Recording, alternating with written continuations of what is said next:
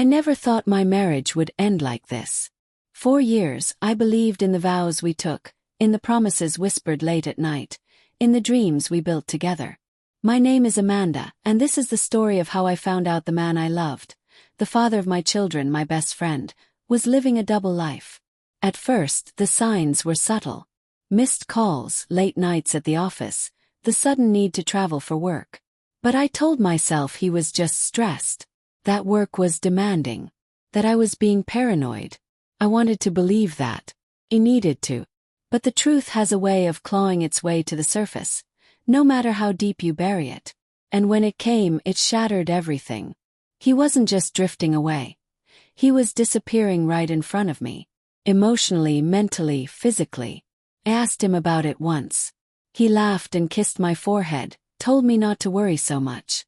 That he loved me. That we were just busy. I held on to those words like a lifeline.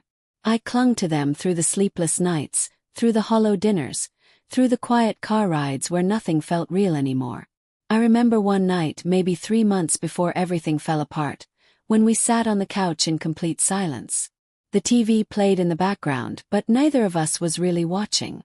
I reached out and touched his hand. He didn't flinch, but he didn't squeeze back either. It was such a small thing. Subtle thing. But I felt it like a ghost walking through the room. The absence of love. The absence of us. Until one night, while folding laundry, his phone buzzed.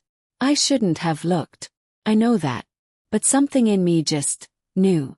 I picked it up and saw a message from a name I didn't recognize. Can't wait to see you again. Last night was amazing. My hands were shaking. Clicked it open.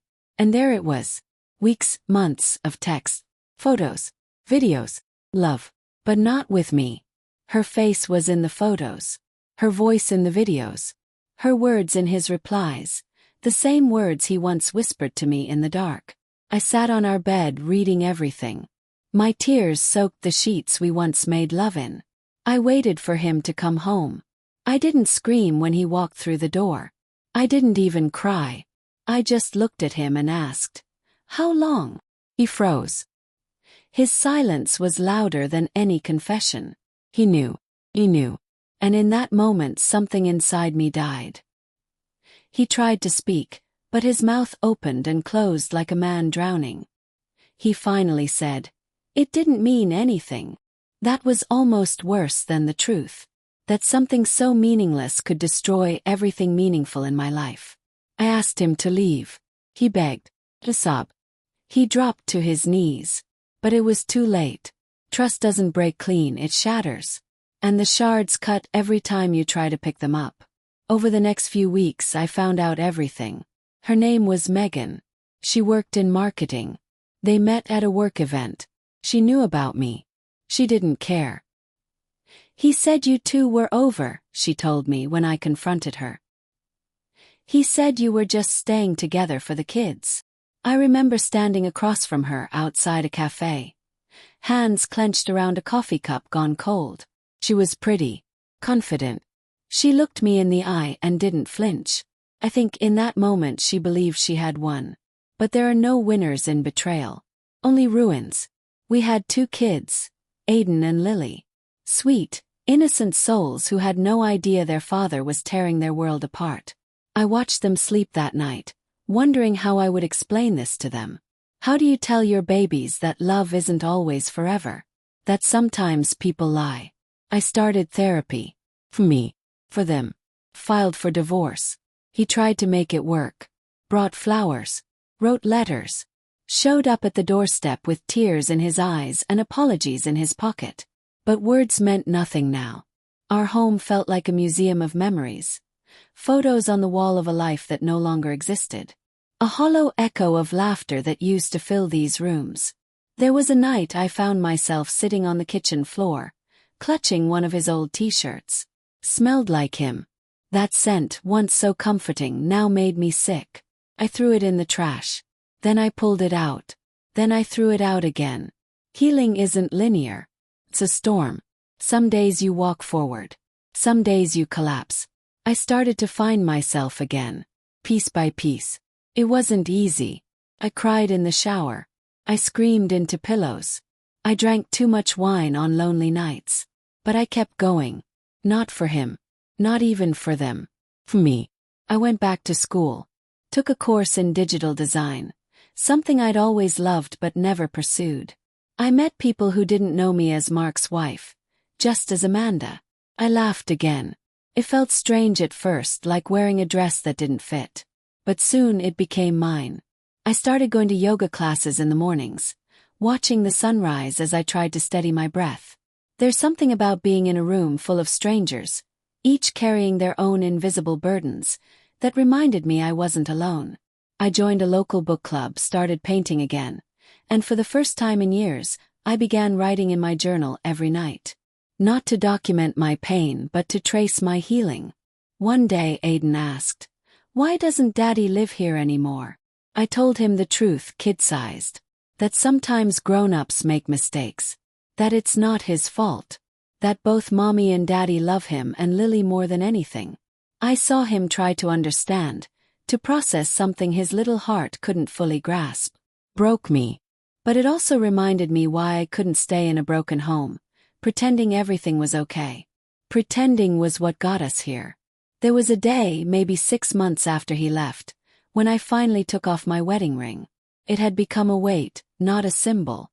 I placed it in a box and tucked it away. Not out of anger but acceptance.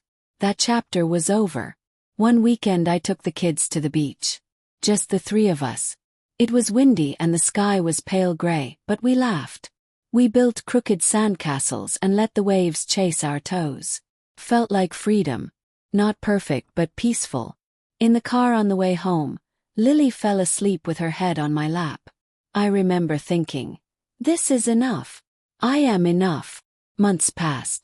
I found strength I never knew I had. Got a new job. I made new friends. I learned how to be alone and happy.